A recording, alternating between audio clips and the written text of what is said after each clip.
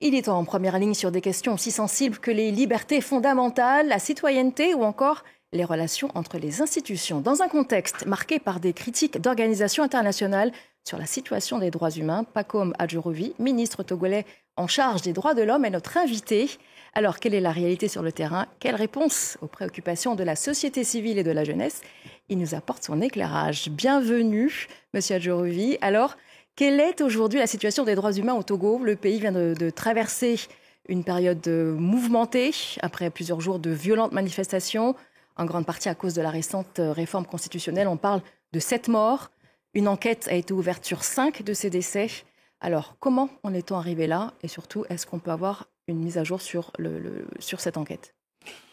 Merci beaucoup, madame, de m'avoir invité, de permettre à travers moi le gouvernement togolais à s'exprimer sur ces faits qui ont été rapportés par-ci et par-là, grossis, exagérés.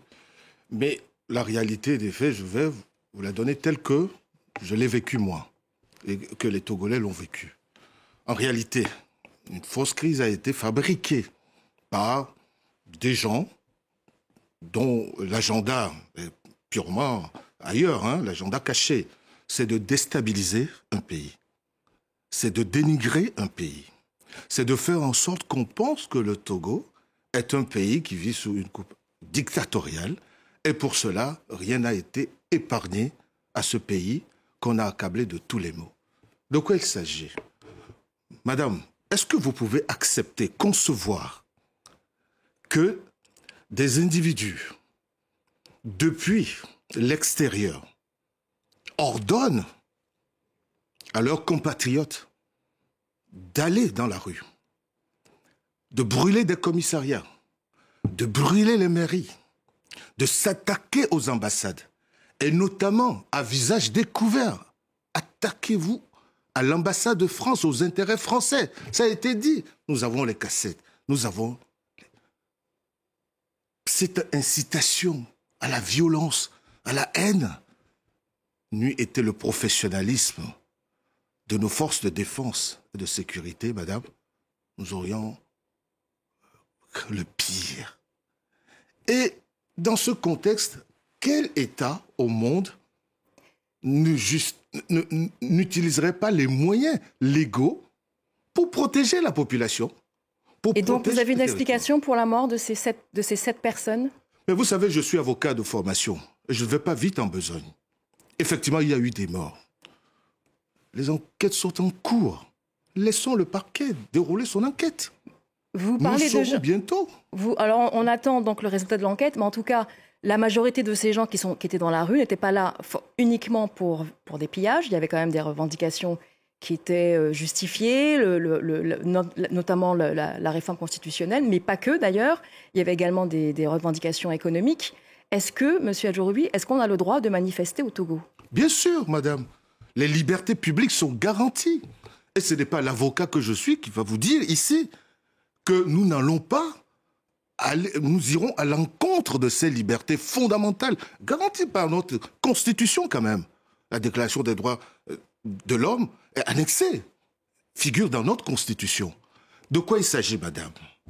Il s'agissait tout simplement que, comme dans tous les pays du monde, ceux qui veulent manifester, qui veulent occuper l'espace public, disent à l'autorité de tutelle, le ministériel de secteur, qui nous sommes, que voulons-nous faire, quel jour, quelle date, pour que nous puissions organiser cela.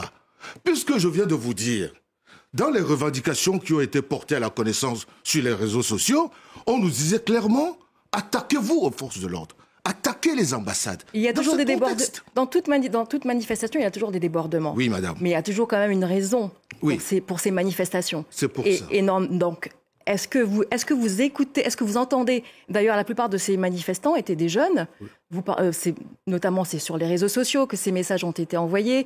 Donc, ça veut dire déjà, par définition, une grande partie de la jeunesse. Est-ce que vous les écoutez? Est-ce que vous les entendez? Oui. À part répondre avec de la violence, est-ce que vous les entendez? Non, madame. C'est là où nous divergeons sur l'appréciation.